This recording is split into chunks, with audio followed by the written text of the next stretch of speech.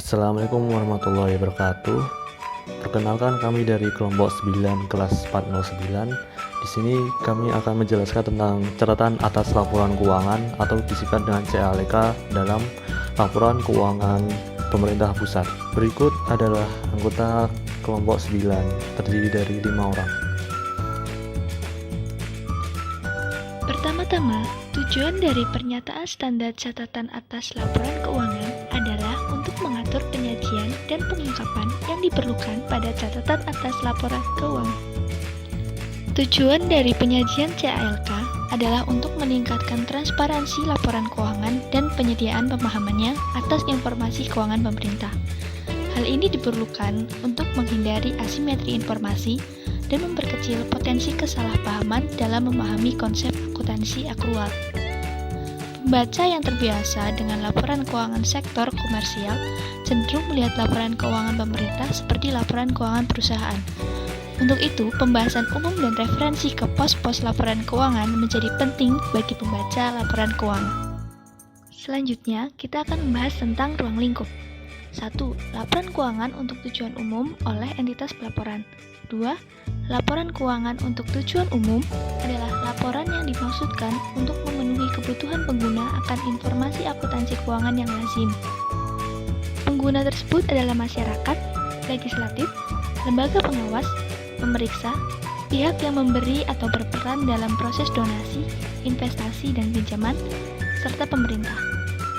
Laporan keuangan meliputi laporan keuangan yang disajikan terpisah atau bagian dari laporan keuangan yang disajikan dalam dokumen publik lainnya seperti laporan tahunan. Poin selanjutnya adalah tentang ketentuan umum. Setiap entitas pelaporan diharuskan untuk menyajikan catatan atas laporan keuangan sebagai bagian yang tidak terpisahkan dari laporan keuangan untuk tujuan umum. Pengungkapan prinsip akuntansi dan kebijakan akuntansi yang diterapkan akan membantu pembaca untuk menghindari kesalahpahaman dalam memahami laporan keuangan. Struktur dan isi CALK. Yang pertama, catatan atas laporan keuangan harus disajikan secara sistematis. Setiap pos dalam laporan keuangan harus dapat mempunyai referensi silang dengan informasi terkait dalam CALK. Yang kedua, catatan atas laporan keuangan meliputi penjelasan atau daftar terrinci atau analisis atas nilai suatu pos yang disajikan dalam seluruh komponen laporan keuangan. Laporan keuangan yang dimaksud adalah laporan realisasi anggaran, laporan perubahan saldo anggaran lebih, laporan operasional, laporan perubahan ekuitas, neraca, dan laporan arus kas. Termasuk pula dalam CALK ada penyajian informasi yang diharuskan dan dianjurkan oleh pernyataan standar akuntansi pemerintahan, serta ada juga pengungkapan lainnya yang diperlukan seperti kewajiban dan komitmen-komitmen. Poin yang ketiga, CALK disajikan dengan berbagai bentuk, tergantung ketentuan dari entitas pelaporan. Contohnya adalah secara narasi, bagan, grafik, daftar, atau schedule. Bentuk-bentuk tersebut mengiktisarkan secara ringkas dan padat kondisi dan posisi keuangan entitas pelaporan. Poin yang keempat, CALK menyajikan informasi tentang penjelasan pos-pos laporan keuangan dalam rangka pengungkapan yang memadai mengenai: yang pertama, informasi umum tentang entitas pelaporan dan entitas akuntansi. Jadi, dalam penyajian informasi, sering ada pertanyaan seperti, bagaimana sih perkembangan posisi dan kondisi keuangan fiskal entitas akuntansi atau entitas pelaporan? Nah, untuk menjawab pertanyaan itu, entitas akuntansi atau entitas pelaporan harus menyajikan informasi mengenai perbedaan yang penting posisi dan kondisi keuangan atau fiskal di periode berjalan tersebut. Bila dibandingkan dengan periode sebelumnya, dan dibandingkan dengan anggaran, juga dibandingkan dengan rencana lainnya yang sehubungan dengan realisasi anggaran. Selanjutnya yaitu informasi tentang kebijakan fiskal, keuangan, dan ekonomi makro. Kebijakan fiskal yang perlu diungkapkan itu adalah kebijakan-kebijakan pemerintah daerah dalam peningkatan pendapatan, efisiensi belanja, dan penentuan sumber atau penggunaan pembiayaan. Lalu, kondisi ekonomi makro yang perlu diungkapkan adalah asumsi-asumsi indikator ekonomi makro yang digunakan dalam penyusunan APBD. Contohnya adalah produk domestik regional bruto, pertumbuhan ekonomi, tingkat inflasi, nilai tukar, harga minyak, dan tingkat suku bunga. Di poin C ada ikhtisar pencapaian target keuangan selama tahun pelaporan. Ini adalah perbandingan secara garis besar antara target sebagaimana yang tertuang dalam APBD dengan realisasinya. Tujuannya untuk memperoleh gambaran umum tentang kinerja keuangan pemerintah dalam merealisasikan potensi pendapatan LRA dan alokasi belanja yang telah ditetapkan dalam APBD. Lalu di poin D, ada informasi tentang dasar penyusunan laporan keuangan dan kebijakan-kebijakan akuntansi. Ada juga rincian dan penjelasan masing-masing pos yang disajikan dalam lembar muka laporan keuangan. Poin F ada informasi yang diharuskan oleh pernyataan standar akuntansi pemerintahan. Dan yang terakhir ada informasi tambahan yang diperlukan untuk penyajian yang wajar yang tidak disajikan dalam lembar muka laporan keuangan. Nah, di sini ada perincian catatan atas laporan keuangan. Ada bab 1 tentang pendahuluan, isinya adalah maksud dan tujuan, dan lain-lainnya. Selanjutnya ada bab 2 tentang penjelasan rekening-rekening laporan keuangan. Di bab 3 ada ikhtisar pencapaian kinerja fiskal dan moneter. Bab 4 ada ikhtisar pencapaian kinerja program entitas pelapor. Selanjutnya, di bab 5 ada kebijakan akuntansi. Ini berisi tentang entitas pelaporan, dan basis-basis juga ada kebijakan. Nah, di bab 6 ada penjelasan rekening-rekening laporan keuangan. Di sini ada rincian dan penjelasan masing-masing rekening laporan keuangan, pendapatan, belanja, pembiayaan, aset, kewajiban, dan yang lainnya. Selanjutnya, di bab 7 ada penjelasan atas informasi non-keuangan. Bab 8 ada penutup. Di slide ini kita akan membahas tentang informasi umum dari CALK. Yang pertama, CALK sendiri harus mengungkapkan informasi yang merupakan gambaran entitas secara umum. Nah, untuk membantu pemahaman para pembaca laporan keuangan, perlu ada penjelasan mengenai baik entitas pelaporan maupun entitas akuntansi yang meliputi domisili dan bentuk hukum suatu entitas, penjelasan mengenai sifat operasi entitas, dan ketentuan perundang-undangan yang menjadi landasan kegiatan operasionalnya. Informasi kebijakan fiskal dan keuangan dan ekonomi makro. CALK dapat membantu pembaca memahami realisasi dan posisi keuangan entitas pelaporan secara keseluruhan, termasuk kebijakan fiskal, keuangan, dan kondisi ekonomi makro. Informasi ini meliputi bagaimana perkembangan realisasi dan posisi keuangan fiskal entitas. Selanjutnya, ada perbedaan asumsi ekonomi makro mengenai realisasi dan posisi keuangan periode berjalan bila dibandingkan dengan periode sebelumnya, dibandingkan dengan anggaran, dan dengan bencana lainnya. Yang ketiga, ada kebijakan pemerintah dalam peningkatan pendapatan, efisiensi belanja, dan penentuan sumber atau penggunaan pembiayaan. Contohnya adalah penjabaran rencana strategis dalam kebijakan penyusunan APBN atau APBD, sasaran, program, dan prioritas anggaran, kebijakan intensifikasi atau ekstensifikasi perpajakan, dan pengembangan pasar surat utang negara. Ekonomi makro sendiri adalah asumsi-asumsi indikator ekonomi makro yang digunakan dalam penyusunan APBN atau APBD.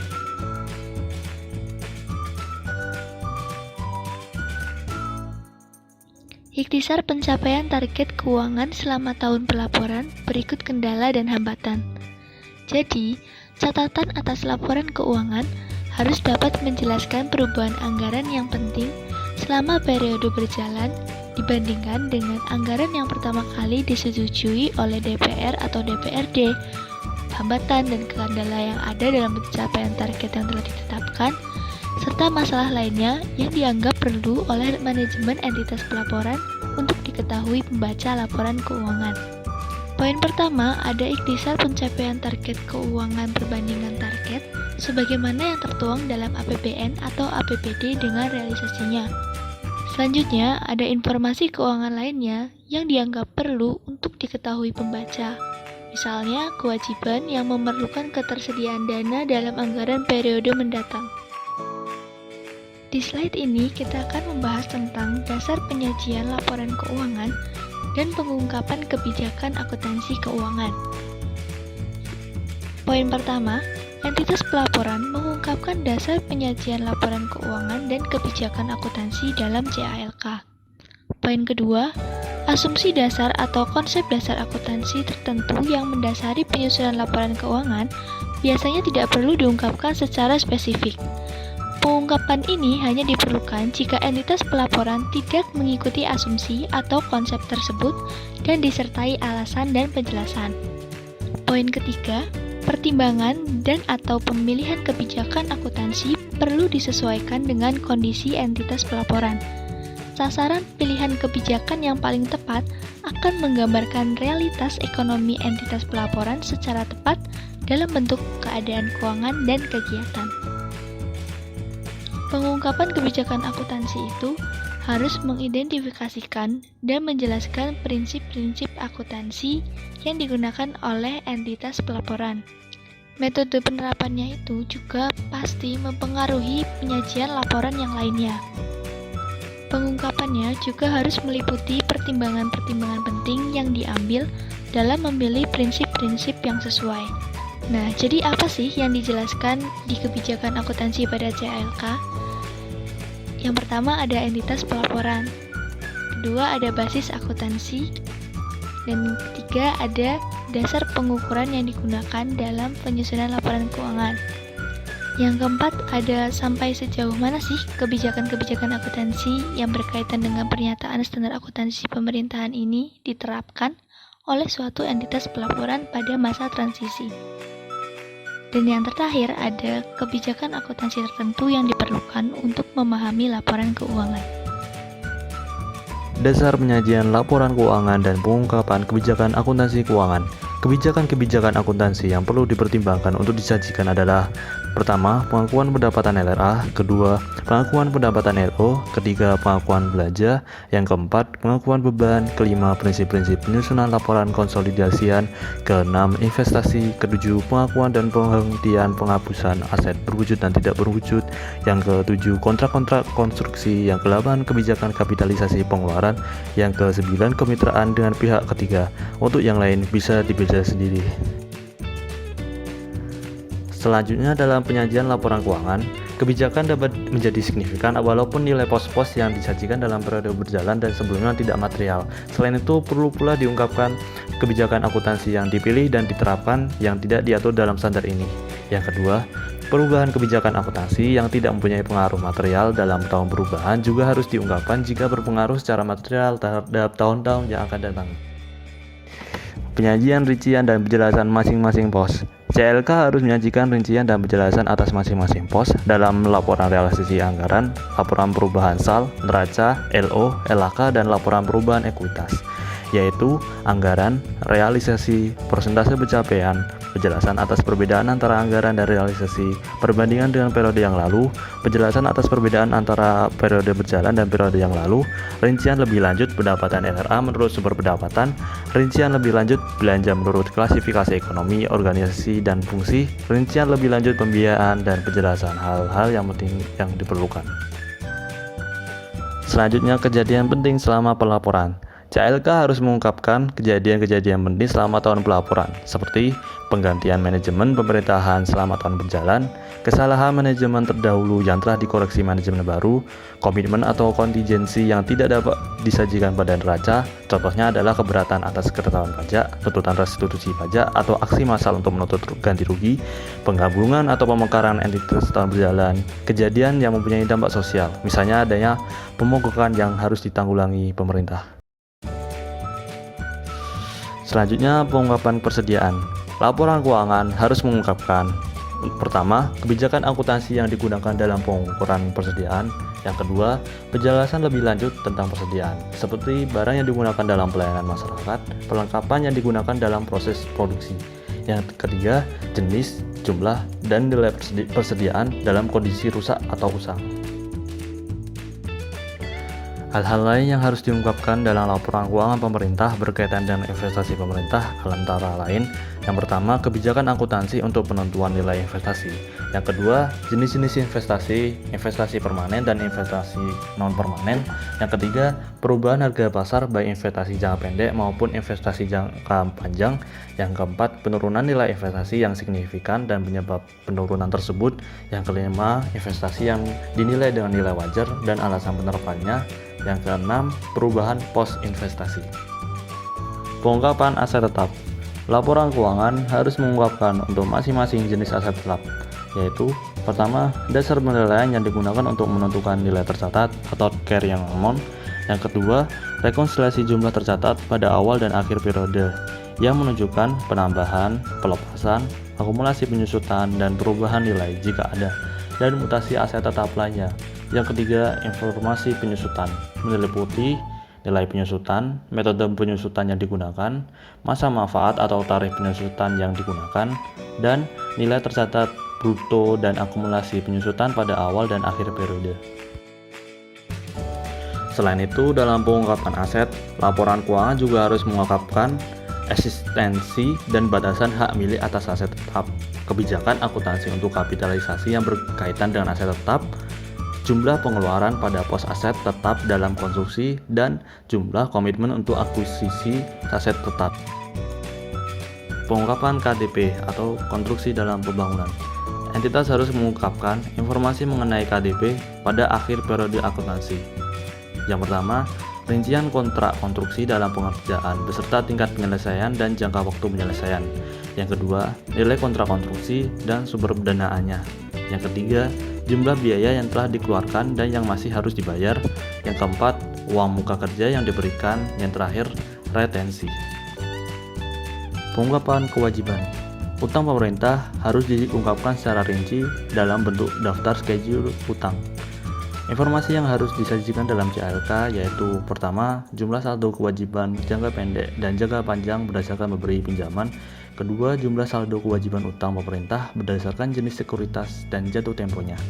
Yang ketiga, bunga pinjaman yang berlaku. Keempat, konsekuensi penyelesaian kewajiban sebelum jatuh tempo.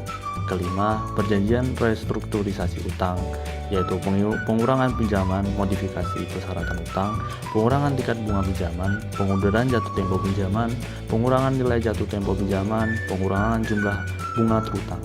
Keenam, jumlah tunggakan pinjaman daftar umur utang berdasarkan kreditur. Yang ketujuh, biaya pinjaman seperti perlakuan, jumlah yang dikapitalisasi, dan tingkat kapitalisasi. Sekian penjelasan dari kami tentang CLK dalam laporan keuangan pemerintah pusat. Untuk kritik dan saran dapat ditulis di kolom komentar. Sekian, terima kasih.